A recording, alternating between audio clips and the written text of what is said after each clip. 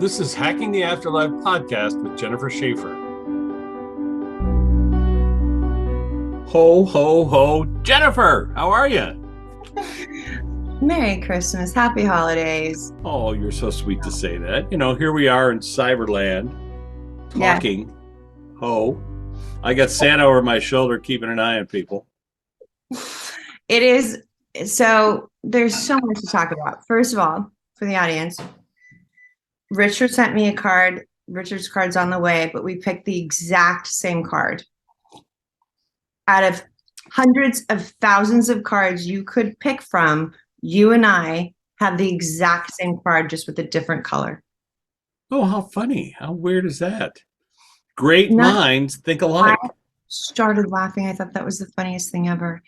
So 21 years ago, I gave my husband a Valentine's card that I gave him way in advance. Like I picked it out, took my time. He, of course, now because he buys them on the same day, picked up the same exact Valentine's card that I did. I picked mine up Beautiful. once, it was just very sweet. And I was just laughing. I'm like, I love that you and I, out of all the Christmas cards, and I've looked at my history. Haven't sent one. I kind of feel like we should talk about it a little bit since my dad passed. Like it's Yeah. been heartbreaking for me because this actually today, like 5 years ago, 6 years ago, we found out my dad was dead.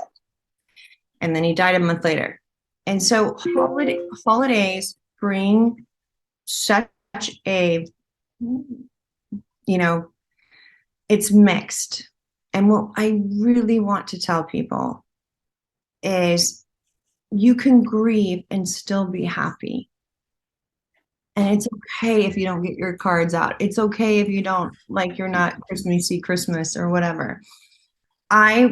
This year, I had my whole house decorated by December 2nd. That never happens. But I got my cards out, which hasn't happened since my dad passed. I have realized it's painful for people that miss their loved ones, but you need to, like, actually, I can say this because she listens to our podcast. She found our podcast, Jessica Alba. We're dear friends. I don't like, and it was very sweet. She Googled somebody that we talked to, and our podcast showed up on Spotify. I didn't know that we were on Spotify, so that was good. Found out that we were on Spotify. cool. She was so excited about it. She goes, Jennifer, it was so sweet. So she was very sweet this last weekend. She had a group of us come to her house, and she had a sound bath, somebody do a sound bath and breath work. What's And a sound bath, by the way? it is a beautiful thing that energetically, if you can think of like how you told me, how the rain, when my dad passed, you said, think of rain cleansing. Like, think of the rainfall. Like, you took me through this whole thing to talk to my dad. I'll never forget it. And that kind of came in. I did forget it. I'm sorry, but that's brilliant. I love that I No, said that. you did say that. And so when a sound bath, you mentioned a sound bath, the sound bath that it's like cleaning your energy and it makes you feel so good. It's just that you just think of bathing in it, like light. So does Bathing in light. somebody, It's like frequencies. So no, we but I mean, does somebody lead you through it? Is there somebody standing up? Does Jessica Alba, does she no, no, lead you no. through it or? No. She just had it. She's the person that got everybody there. Oh, I see. She's so sweet. She's so giving and so kind. I'm not just saying that. She really is. And she knows I'm reluctant because she's like, you don't receive. I'm like, what are you talking about? Like, I'm fine. During the breath work, I couldn't breathe. Who Oh, does wow. breath work and can't breathe because of your heart? Because I'm so afraid of allowing, like, because of what I deal with when I deal with content. I'm dealing with parents that don't have their children. I'm dealing with, finding a missing body, finding somebody so I've had this shield, and she's seen it and she just laughs about it. She said, I think you need your heart to be a little bit more. I'm like, no, I don't. More open. Meanwhile, I'm choking over breath work. I can't breathe. And what I learned from that was the fact that I don't ask for help. Like, I'm not somebody to ask for help. Well, it's interesting also in terms of your dad. Bless his heart, Jim. We've been so fortunate to have him come and talk to us a few times. I wasn't really aware, even though I've known you for 8 years, I really wasn't aware of that whole process. I know you told me, and then I don't think we had seen each other for a while. And then when he would show up, even before you would say anything, I could see the tears in your eyes, and then you'd change the subject. You'd say, I feel like we need to change the subject. And at first I let that go. And then there was one day we were doing a session, and the tears showed up, and I said, can we ask your dad, is there any way that he can help us with grief? And that forced you to ask him a question that you didn't know the answer to, because clearly you were going through it yourself. And we've mentioned it on the podcast. He said, try to move grief to nostalgia. And I remember I said, what does that mean? And you looked at me and said, I don't know what it means. And I thought, okay, well, he's here, so can we ask him? Anyway, it's happening again. I can see the tears. But, your dad was so generous. He came and he said, grief is only sad memories. Nostalgia has both happy and sad memories. And if you can move grief to nostalgia, you begin the healing process. It's not a cure-all, but it begins. So if you can remember when they made you laugh, you can remember, especially around the holidays. I'd say to people, and we've talked about this, bring out a photograph. Put your picture Right. of And Uncle Pete. so that was what I was going to say. So Jessica was, and she doesn't mind me saying this. She said to me, she's like, bring out a photograph, bring out she goes, you and Rich talked about it. She goes, bring out a chair for them to sit with you during the holidays. And and it was just like, I forget, of course, I love that everything's recorded, but I forget we tell people that. And I just feel like, I actually thought this month is going to be amazing, and I don't feel the grief, but now my mom's in the hospital. Oh, I'm sorry. It's okay. She's better. She had a ventilator. That was, now I'm getting another thing. She's off the ventilator. They had to drain her lungs. She has congestive heart failure. And so at the same, like, really, at the same time we found out my dad had pancreatic cancer, it felt like it just came right back. Right. Everything came back. Everything came back. And so I want our audience to know, everyone who misses someone, it is okay to feel bad. Allow yourself to feel bad, but also allow yourself to be happy at the same time. We feel like we can't do both. Yeah. And I can grieve, but I can still, go out with friends that I want to see, or with family. I can't wait to be with my family this weekend. I am so lucky. I have the most beautiful family that has been there for my mom. That's great. Yeah. But when you have one passing away and then somebody else that's sick, or you have another person passes away, it just brings everything all up to the surface, right? Right. Like everything. And so I think a lot of people just need to know that you're loved from the other side. They don't want you to feel like, they don't want you sad. They want you to be happy. Honor them the way that you can, but also honor yourself. Like, that's the one thing I learned from Jessica. Like, I don't want to be. I'm like, what do you mean I have a heart issue? Like, she knows. I'm like, what? But it was true. I'm afraid I'm going to break. And it's okay to be broken a little bit. It's not bad. That's pretty profound. It's okay to be broken. It's okay to be because broken. what they say, when something's broken, that's where the light comes in. The cracks is when light comes in. So you learn stuff. You can't learn anything if everything's always good all the time. You can learn stuff, especially about your loved ones. Let's say that you set the table for them, or you allow them to come into your awareness over the holidays. You toast them in present tense. And maybe you go around the room and ask somebody to tell a story about somebody who can't be there. That's always very revelatory because you hear stories about people you never heard before. Like your brother when we were at his memorial. Oh yeah, that my brother who passed away this past year, and at the memorial, there were all these wonderful stories about him that I had never heard before. And we just did it as a technique, sort of let's talk about my brother Jeff in present tense, because look, you and I know that he's there, that he's capable of hearing us. Everyone in the room didn't know that, but just telling a story about his journey or his life or silly things that he would say or do. I think I remember somebody read a letter that one of my cousins had written, and how when he was a young guy, my brother had shown up at his work and given him such a thing of, you're going to be great. I really appreciate what you're doing. Just keep going. And it would change his life, as he said. So I'd never heard that before. So that thing of, Yeah. of asking your loved ones to come forward, as well as asking people in the room to talk about them or to tell a story, or you're raising a toast while you're saying the toast. Let's toast so and so in present tense. Has anybody got a good story about Uncle Pete or Aunt Betty? And if everyone gets quiet, you know it's time to get on to the toast, right? So, Right.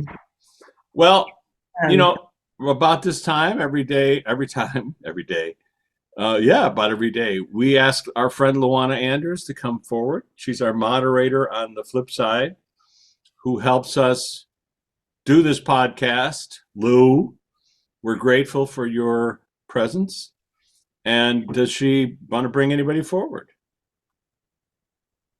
I think Jim might be here. Does Jim want to talk to us?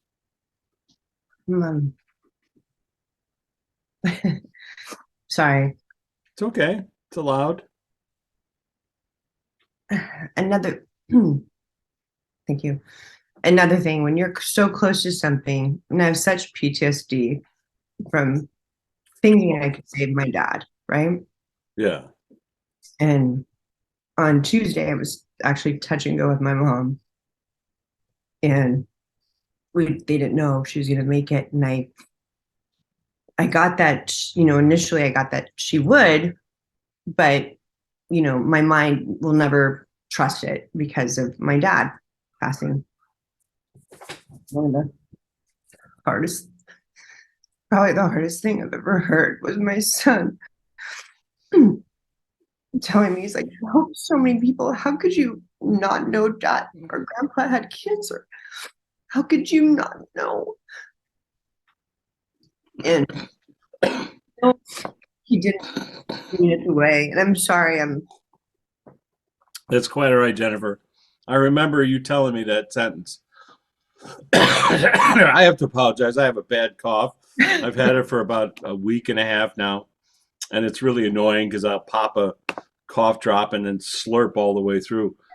But, when we examine our path and journey, I know that but look, the thing is, when we talk about mediumship, I talk about a lot on Quora. We talk about how, mediums their filters are altered. Everybody has filters on the brain that block out information that's not conducive to survival. That could include being aware of things that are about to occur that would stop you from living your life or doing the work you're doing. And it's almost like on the flip side, they're aware of what's going on. Your higher self is aware of what's going on and will block that information, even from mediums who see everything or experience much. we're not supposed to know everything. Otherwise, Yes, we because all the lottery numbers. And people always say that, like, I'm like, it's interpretation. So they're not giving you, like, it's numbers. It can be skewed, but whatever. But another thing that was very powerful too with all of this, like I mentioned that my mom was in the hospital, and a very sweet friend of mine, Uni, she's like, "I'll pray for her. I pray for everyone at 6 a.m. I will pray for her. I'll put her on a prayer list." The power of prayer collectively. It's not, I know there was a lot of people praying for my dad, but the power of prayer is so big. It's such a big thing, that energy of sending, however prayer looks, whether it's chanting, whether it's praying, whether it's however it looks, it ties in with faith and hope. It doesn't mean, I'm looking at God in the sky, but I see Santa Claus behind you. It's kind of the same thing. um, I feel like, when Luana came in, she just said everything's going to be okay. And that's when Thank you, Lou. I appreciate that. with however it looks, and Oh, well, yeah, there's that. When sometimes when they come forward and they give you, look, I just interrupted you and somebody complained that I interrupt you all the time, but that's my job. No, but that idea of them coming forth and saying everything is going to be okay, it's a very profound statement, because it doesn't mean, difficult things won't happen. It means that you've got to remember that the path eventually, everything's going to be okay. Everyone goes home. Everyone, when they get home, everyone, all of us. And when we get home, we realize why we were on the path and the journey. Yeah. That's a cat agreeing with me. But not just that, because I took a screenshot as I was typing to you. Robert Town called, and I was just, before you said this, and the cat just confirmed it. We need to talk about animals. Animals go through what you go through in life, right? They are with you. They're meant to be, they're just as much, even if you don't have children, which sometimes I'm envious, but even if you don't have children and you have animals, celebrate them as well over the holidays. Cause I know how challenging it is as well. Like, I'm sure the reason why Robert called me, he misses Hira. Hira believe in the afterlife, right? No, for those people who aren't aware of the podcast so much, Hira is the only dog that's been nominated for an Oscar as a screenwriter. The movie Greystoke, Robert used his name as a pseudonym. And Robert Town, the guy who wrote Chinatown, I worked for him for a number of years. And I was telling him about this research, and he was a typical skeptical person, was like, oh yeah, sure. And so I said, well, let's try it with Jennifer. And he did. And his dog, Hira, came through. Claire Isabel talked about things that only Hira could know, and proved to Robert beyond a shadow of doubt for him that Hira still exists. So today, because he called me right after he called you, I was telling him about our podcast a couple of weeks ago, where we spoke to Queen Elizabeth, Princess Diana, and Hira. Hira came through and just wanted us to remind Robert that he's always with him. And Robert said to me today, I wish I could see him or hear him. And I said, well, before you go to sleep at night, imagine him sitting with you, or imagine walking with him in the woods or somewhere in the grass, and allow that to be your state of being. And perhaps the dream will pick up from there and you go forward. And that's a way of connecting to everyone that's not on the planet, is before you go to sleep, invite them to have a conversation. Yeah. And you wake up the next day, write it down or come on our podcast. So Lou, what Hira just ran. Hira just ran through the room. So Luana, is there anybody on your guest list, your VIP list that we're Guys, that she always comes through with dreams for you, and she wants it. Did you do like a past life thing where you felt like you did a past life thing in your sleep last night? I have had some pretty unusual. Yeah, it's funny because just as the dream is ending, I was thinking to myself, oh, this might be for the podcast, but then I can't remember who I was talking to or what it was about. She's gonna help you remember. Okay. So Luana, was I with some person last night? It was almost like a movie, like not the Grinch. Hold on. A movie like the Grinch or not like the Grinch? No, like I'm being shown. Okay, okay, you have to show me. Who's the one that wrote about um what is his name? Sorry. Well, give me the image. I'm getting the image of me in London going to his house. Oh, Um, Charles Dickens. that's it. Sorry. Thank you. Um, Santa right over my shoulder. We did have a conversation with Charles Dickens, which I'm sure Jennifer doesn't remember. no, I don't, because I didn't even remember Well, his name. Luana, is that who wants to come and talk to us today? Yeah, I guess Okay, so. very good. Let's not judge it. And by let's, I mean everybody listening in from across the planet who's rolling their eyes or driving off the road. So, Mr. Dickens, would you mind taking a seat with our class today? I know we've talked before. First, sir, what is it you want to say? I have questions for you, but go ahead. What do you want to say?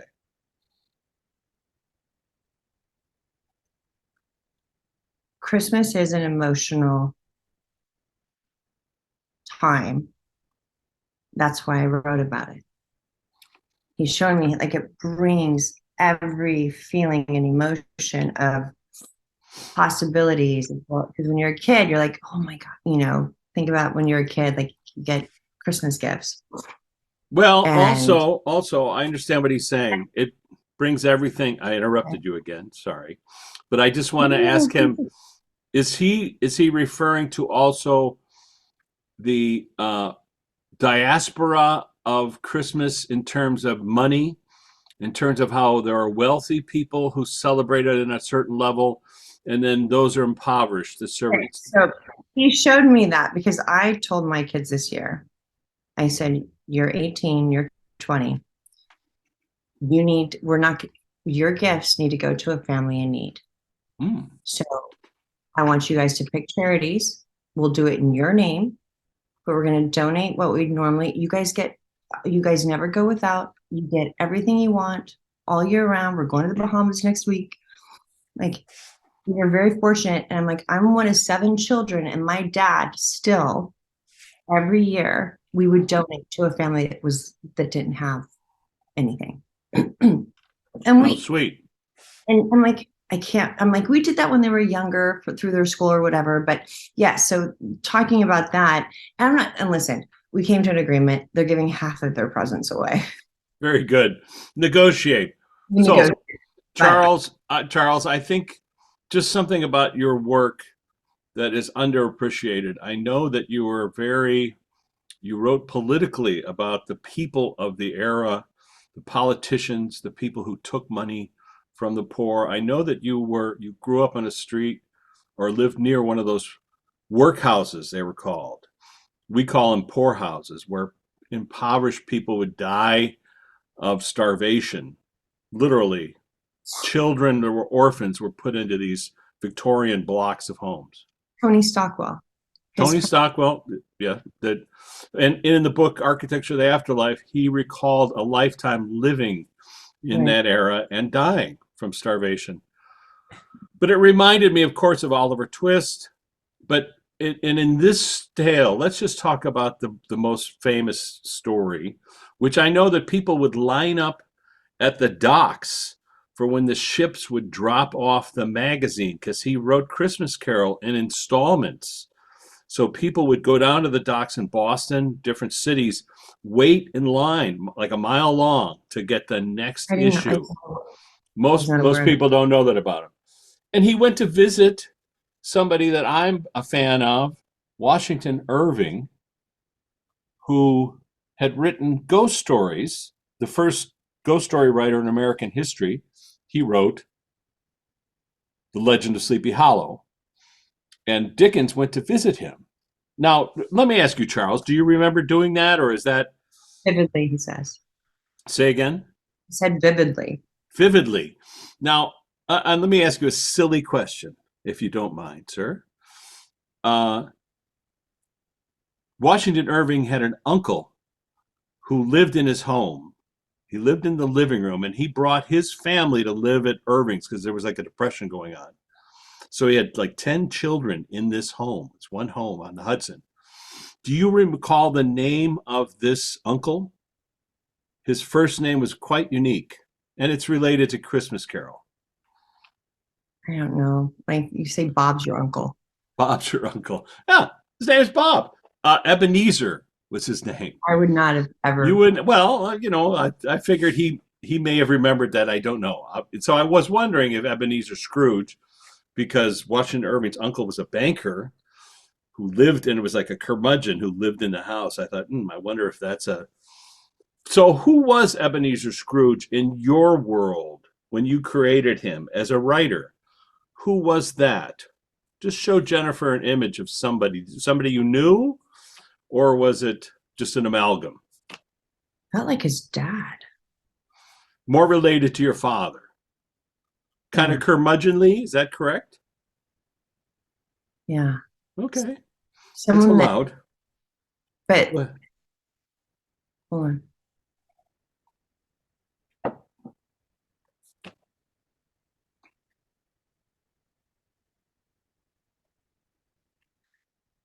He's saying it was related to his father, but it was connected to his dad.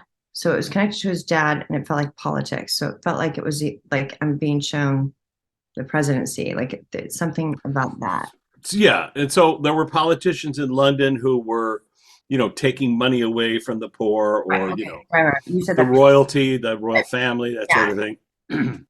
Because he was really about, and industrialism had taken over England at the time, and like some other writers, felt that was destroying humanity in a way. Let's say, um, is that true in your book, A Tale of Two Cities? What's an image you can put in Jennifer's mind when I say that? He just put a big gate up. Like he put a huge gate, like keeping people out, like a big one of those big gates that like the palace.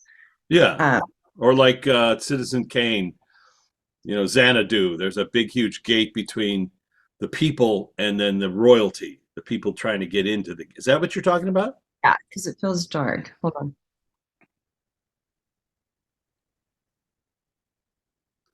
Okay, hold on. Give me a second. Sure.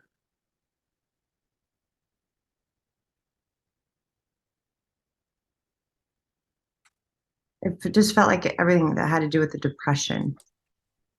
Okay, very good. And there was a depression, a financial depression in London while he was writing A Christmas Carol. Let me ask you this, and Jennifer and I are aware that this is a possibility. Are you aware, Jennifer, have you seen the film Spirited? Okay. And let Yes, me, you yes, have. Okay, very I good. did. You And have I seen it. love, I'm obsessed with Ryan Reynolds. It's an unhealthy relationship that I have. You did mention that. You did. You told us to go see it, and I did. And I loved it too. I thought it was great. Loved it. People either loved it or loved Sorry. it. Well, They let's don't ask Charles. Opinion, please. inspired it. He What? says that he inspired it somehow. I know you inspired it. Hello. But what Really? did you think of the movie? Have you He seen it? doesn't like singing He doesn't like singing. musicals. Okay. That's I know, funny. Is I he know kidding? Is he teasing? Or is he just being honest? he's totally kidding. He said Will Ferrell had a huge, like, he showed me he had like big pants to fill for this role. Like it was a big thing. And he says that he did it he's like excellently, it was excellently done. Very good. Because, Jack Nicholson, I think, had played him. Bill Murray had played him. I'm sorry, no. Quite a few actors have played his role. And to give Will Ferrell that kind of credit. Yeah. He said that Will Ferrell was able to connect with so many different audience levels, like so many different, age groups, I guess, with that. It wasn't just, I don't know. Hold on. He did an excellent job, he says. And in terms of the story of how it works out with Tiny Tim, I mean, there is something in that film. That's hilarious about the whole Tiny Tim thing. Well, in this version of it, Mhm. they had some fun with the idea of the cliche that it has become, where, they're trying to fix Tiny Tim, and the whole idea is that some money, and a Christmas turkey is going to fix the kid's life. But so, what was it like for you to have that kind of acclaim in your career? Because people went nuts for this story. Was that satisfying? He just took what he saw and made it come to life, he says. Very Because good. with sad, he said sadness. So You can't change. yeah, Hold on, give me 1 second. go ahead. Sorry. You can't. You can't change the outcome, but you can change what you do within it. So, like thank you. He's saying like during the depression. So the depression's happening. You can't change the depression, but you can change how you go above it or how you help people within it. And that's why, like with me, he showed me, with what I told my kids, I'm like, listen, we're going to give for Christmas. This is what Christmas is about. I don't want you to think it's just receiving. You guys need to know that there's so many families that need help, right? Sure. Or so many charities or whatever. He's like, it's how you handle it. And then I was showing my dad, we didn't, he had 7 children, but we still managed to give families that didn't have as much as we did. You just do it. You do what you can. It doesn't mean you have to give things. You might give them your time. You might give them a phone call, like an elderly parent, a phone call. You might go visit an aunt that hasn't been visited or whatever it is, or go to a dog shelter or an animal shelter, And walk the animals, because no one's there to walk them. So if you go to an animal shelter of abandoned pets, they'll let you walk that dog. And so you have a little bond between you and this animal that's going to go back there.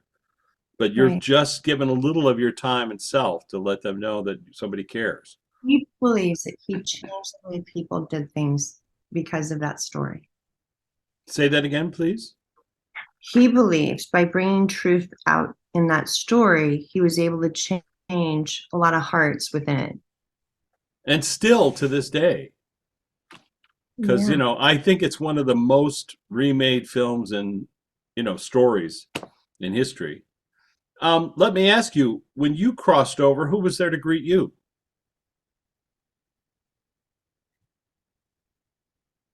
Oh, it feels like a child of his. As you know, I don't know. I don't know, but a child Oh, who had passed away. somebody that had I'm feeling like the ears.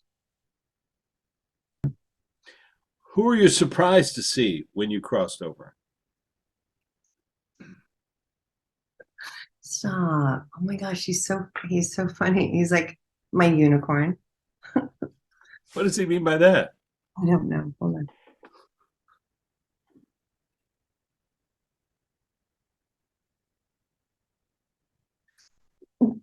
Unicorns are real. Well, do they exist outside of our planet? They could exist in another realm. Mhm. So when you say my unicorn, was this a unicorn you had met or seen before? It was my dog when I was here, but it was a unicorn somewhere else. On the flip side. Ah, interesting. So his dog didn't show up as a dog, Mhm. showed up as But a he knew. unicorn. Yeah, But but he knew it was his he dog. was able to recognize him. I Let have me the, ask you. Oh, go ahead. no, I have the chills. I love that. I It's love it. brilliant. So have you seen Washington Irving? Of course. We're writing together, he says. All right. And so let me ask you, Charles, you know that I'm working on a Washington Irving story. Is this something I should continue? Well, Jennifer doesn't, but you do, Charles, and That's why Washington knows. that's why he said he was here. That's why To he said, to yeah, encourage me or to discourage me? to encourage you. You never know. They could be saying, Could say it drop like that.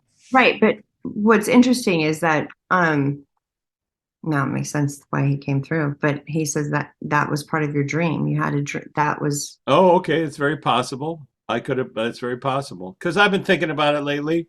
It's something that I pitch to a movie studio and they bought it. And then things changed. The people in the studio left. So it's sort of back in my lap. So listen, what an unusual way to have a story conference. Charles Dickens is in the room. So let me ask you, Charles, no music in this one? Is that what you're saying? Or music is okay? Music is great. Music is great. I swear to God, if I had my thing, I could show you in my calendar this morning, looking at a note that is about a dream. Okay? You can't really read that, but it says, Dream. Make this story by Washington Irving a musical. I win. I saw that this morning, and I was like, oh, yeah, I made that note. The heck does that mean? I've got. Sorry, my cough.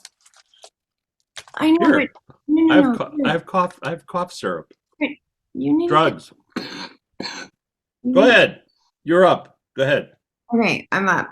I just love the fact that it came full circle. They talked about your dream. They talked about what you're supposed, and then you, at the end of our conversation with Charles Dickens, he showed me in London. I'm like, but I didn't know, that's the only way they could show me. And now they're very excited about what you're doing. Wow, what a thing to hear. How much more time do I have with you, Jennifer? Not much. Okay, so Charles, let's talk about your journey now. Have you come back to the planet since then? Hell no. And why not, pray tell? Hold on. He says there's a part of me that's there.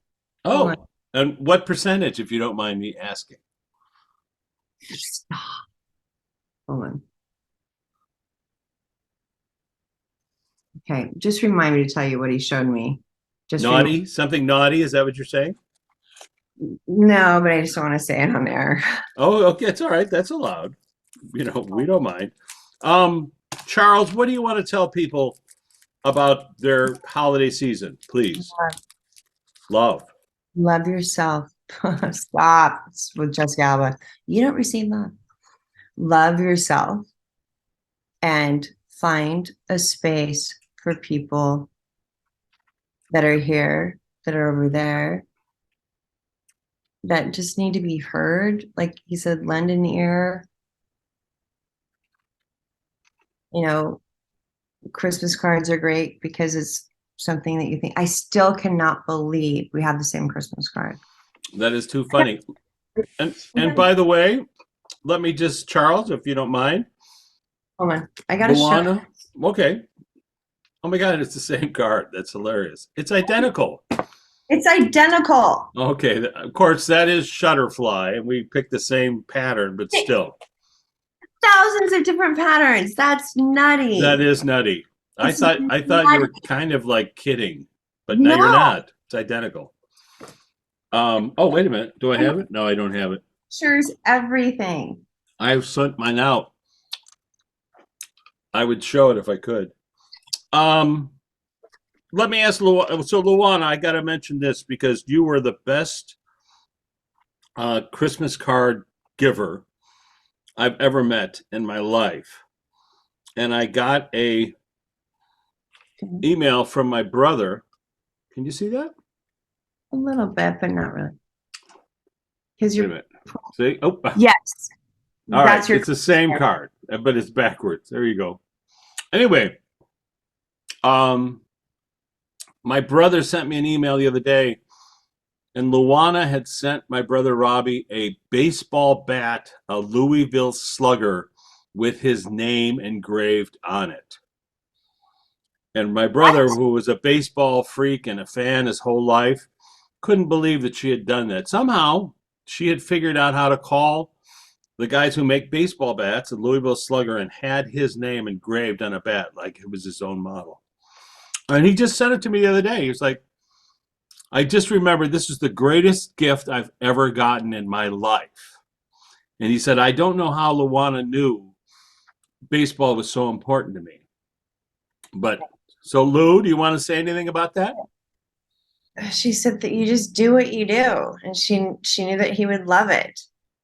And it's because she loved you.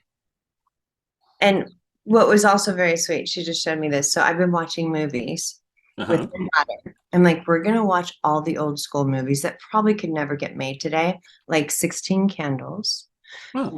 Hill. But we've talked to the person that wrote 16 Candles. Don't you have a relative that's married to some, like, My brother Robbie, who's baseball bat, his wife was best friends with John Hughes and his wife Nancy Hughes, it. That's it. and she was with him when he passed away in New York City. Her and her daughter, who was working as his assistant. That came up today. Any John Hughes movie we're watching because I love, I'm like, wait, I think I've talked to him before. Yeah, that's right. Planes and Trains and Automobiles. That's one of his movies too. That is so Yeah, a prolific artist, John Hughes. Bless his heart. We miss him. And of course, I went to he went to school with my brother, and I went to school with one of the Buellers, the younger brother of the Ditch King. Yeah, it wasn't. It was A.C. Bueller was the guy that I went to school with, and he was the brother of the famous Ditch King, the guy who always got out of school and got away with it. It was a documentary. It was not. It's not just a comedy film because that is the story. Bueller. All right. Jennifer, tell me. I know. I have to go, but First, let's tell you that we love you. We love that Jim comes through. We hope your mom recovers fully because she has a lot more laughs to give. And I'd love to see her. I haven't seen her in a blue moon. She's so adorable, just like her daughter. Please listen to all your books. Like I send all my clients your book. Like I love your books. I love what you've done. Someone actually mentioned that we need to put all our podcasts in a book. That's funny. Yeah, it's like, okay, but they're here. They're online. You can find them. You can just click on them. Anyways, thank you so much for your gifts. And thank you so much for bringing Charles Dickens together with our listeners today. What an unusual podcast and very apropos for the holiday season. And for those out there tuning in who are suffering from a loss of a loved one, listen to what Jennifer was trying to say.